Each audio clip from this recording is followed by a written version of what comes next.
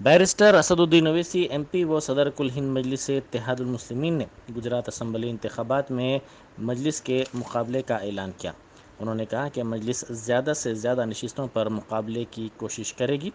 उन्होंने पार्टी उम्मीदवारों की कामयाबी का यकीन भी जाहिर किया। सदर मजलिस ने मीडिया से बात करते हुए कहा कि ज्ञान व्यापी मस्जिद के जू के तो मौक़िफ़ में इन्हिराफ दस्तूर की खिलाफ वर्जी है, क्योंकि इस मसले पर कबल 1991 में कानून साजी करते हुए 1947 के जू के तो मौक़िफ़ की बरकरारी को यकीनी बनाया गया था। इस मसले पर सुप्रीम कोर्ट में केस दायर किया गया है। चीफ जस्टिस ने इस केस को जस्टिस चंद्रचूड़ को मुंतकिल किया है। सुप्रीम कोर्ट क्या फ़ैसला देता है, ये देखना होगा। आप प्लीज़ आप लोग टीवी चैनल पर जब कोई चीज़ दिखा रहे हैं, मेरी आपसे गुजारिश है, रिक्वेस्ट है कि आप पूरे फैक्ट्स को बोलिए।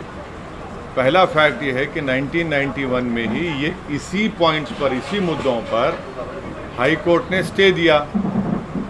वो स्टे वेकेट हुआ।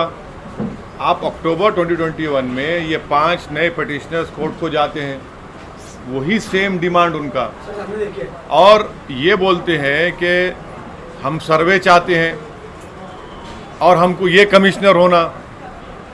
जो 91 में स्टे दिया गया था, इसी बार डिमांड के ऊपर कोर्ट ने बोला नहीं, आप जाकर लोअर कोर्ट जो है ऑर्डर दे देता है। तो हमारा बोलना है कि लोअर कोर्ट का ऑर्डर गलत है।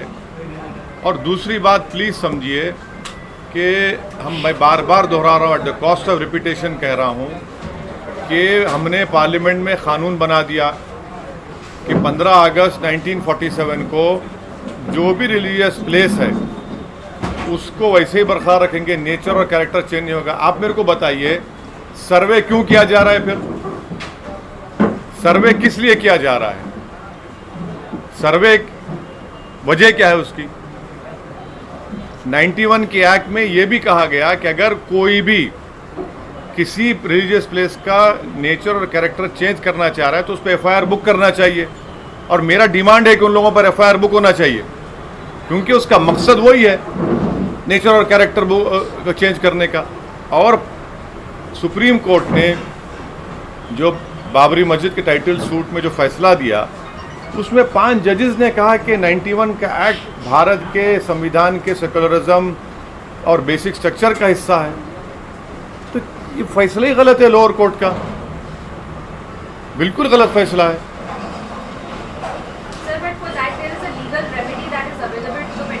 Yes, that is why the committee have rightfully gone to the Supreme Court, and the Supreme Court Chief Justice of India had referred this matter to Honorable Justice Chandrachud, and I am sure that the Supreme Court will hear what that side had to say. But as far as I am concerned, this is my opinion, my party's opinion, and also by doing such things, you are taking the country back to the era where we had faced bloodshed, communal riots,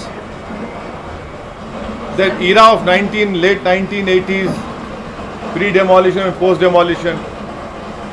This is an issue which I had voiced my apprehension when the Babri Masjid judgment had come, civil judgment has come. I had said that my apprehensions are, you please look at the press conference of mine, that tomorrow everyone will say this is our Astha. This country cannot be run on the basis of Astha. This country has to be run on the basis of rule of law, the Constitution of India. Because your Astha, my Astha, then what will happen to the rule of law? What will happen to the Constitution of India?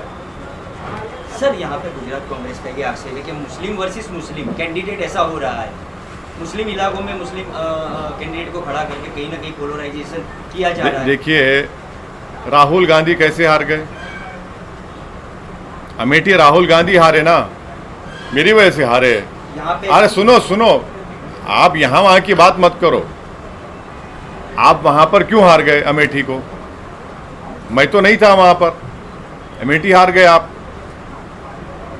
आपके यहीं के MLA भाग गए BJP में, मेरे से पूछ के गए। कर्नाटक में भाग गए बीजेपी में, राजस्थान में भाग गए, मध्य प्रदेश में तो सरकार गिर गई, कर्नाटक में सरकार गिर गई। आपकी वजह से बीजेपी सरकार कर्नाटक में बनी, मध्य प्रदेश में बनी। और एक बात सुनिए, 2018 में मध्य प्रदेश, राजस्थान, छत्तीसगढ़ का विधानसभा का चुनाव हुआ। आप तीनों स्टेट जीते ना कांग्रेस ने।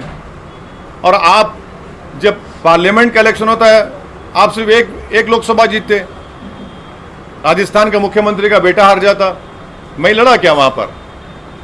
ये आर्गुमेंट बिल्कुल गलत है। मैं भारत की लोकतंत्र में मुझे इख्तियार है कहीं भी इलेक्शन लड़ने का। आप क्या समझ रहे कि मुसलमान गुलाम है आपका? आपके मुसलमान को क्या यरगमाल बना के रखे, होस्टेज बना के रखे क्या आप? हम लड़ेंगे मुद्दों पर और उन पर छोड़ेंगे जनता के ऊपर, किसको वोट डाले ना डाले। आप मेरे खिलाफ नहीं लड़ते कि हैदराबाद में इलेक्शन लड़ते ना मेरे खिलाफ तो राहुल गांधी आके कैंपेन किए, 2-2 दिन गुजारे वहां पर। मैं क्या रोया क्या छोटे बच्चे की तरह, क्यों आए बोल के? है ये रोना छोड़ो, मम्मी डैडी का जमाना खत्म हो गया। एंटाइटलमेंट की पॉलिटिक्स नहीं चलने वाली है। आप राजनीति को एंटाइटलमेंट के नाम पे चलना चाहते कि हम फुला परिवार है। अरे भाई तुम्हारा ये परिवार संघ परिवार से भी जरूरत नहीं है हमारे को। तो ये चीज है सर। जैसे कि चुनाव आता है तो हिजाब का मुद्दा लाती है, बीजेपी लाती है, हनुमान चालीसा लाती है, लाउड स्पीकर लाती है, अजान लाती है। तो बीजेपी जैसे मुद्दा लाती है, MIM वैसे ही मैदान में आ जाती है। अब क्या बोलना चाहते हैं? मुद्दे का मतलब एक तरह से फायदा उठाते हैं या कांग्रेस कहीं ना कहीं दब जाती है? अरे कांग्रेस के MLAs भाग गए तो मैं दबा रहा हूं क्या उनको? ज्ञानवापी मस्जिद के बारे में कांग्रेस क्यों नहीं मुंह खोलती? बोलो ना भाई, पार्लियामेंट का एक्ट है ना, छोड़ दो मुसलमान की मस्जिद, तो छोड़ दो। आपको मुसलमान और उस मस्जिद से वास्ता नहीं है, मानता हूं मैं, पर कानून से तो वास्ता है ना तुमको। बोलो ना उसके ऊपर कानून का ऐसा है। आज बोलते आप, इतने दिन से हम जब बोल रहे थे तो उनको मालूम हो गया कि अब तो मामला गर्म हो गया। हिजाब के बारे में बोलने से आपको डर क्या है? भाई मेरा कल्चर का हिस्सा है, मैं पहनना चाह रहा हूं, मेरी बेटी पहनना चाह रही, कोई नहीं पहनता तो कोई पहनना चाह रही, तो आप क्यों नहीं बोलेंगे उस पर? आप नहीं बोलना चाहते इन चीजों पर। अब कांग्रेस दब रही है तो बहुत अच्छा है, बहुत अच्छा है। वैसे जी अमित शाह ने फिर से पश्चिम बंगाल में CAA की बात की, आप इसके बारे में क्या कहेंगे? मैं पार्लियामेंट में तो उस बिल को फाड़ दिया ना, आप मेरे से क्यों पूछ रहे? मैं तो फाड़ दिया उस बिल को। मेरा मानना यह है कि भारत के संविधान के खिलाफ है वो कानून, और मज़हब की बुनियाद पर कानून बनाया गया जो भारत के संविधान के right to equality, right to life के खिलाफ है। मैं इस बात का हरगिज़ खिलाफ नहीं हूँ कि अगर कोई पड़ोसी ममालिक से कोई लोग आकर भारत में रिफ्यूजी का स्टेटस मांगता है, दीजिए बराबर। और आपको मैं गुजारिश करूंगा कि हिंदू अखबार पढ़िए। हिंदू अखबार में रिपोर्ट किया कि कई ऐसे हमारे जो हिंदू भाई पाकिस्तान से आए थे वो वापिस चले गए, आपने उनको दिया ही नहीं कुछ भी, क्योंकि आपने दिसंबर 2014 का कट ऑफ लगा दिया। उसमें आप क्यों कट ऑफ लगाते भाई? अगर कोई आ रहा है, पीड़ित आ रहा है, मजबूर होकर आ रहा है, तो आप देखिए ना उसके ऊपर, मगर रिलीजन को क्यों लेके आते आप?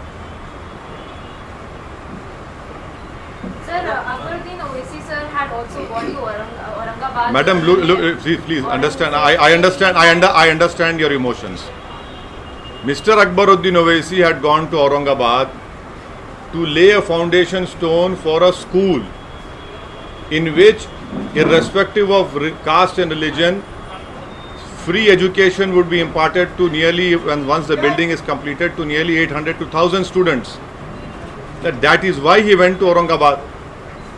Now, unfortunately, you people have given a different color. But it is not. No. I am asking you, isn't that a ASI protected monument or not? And doesn't ASI comes under Narendra Modi or not? So is he also committing something wrong?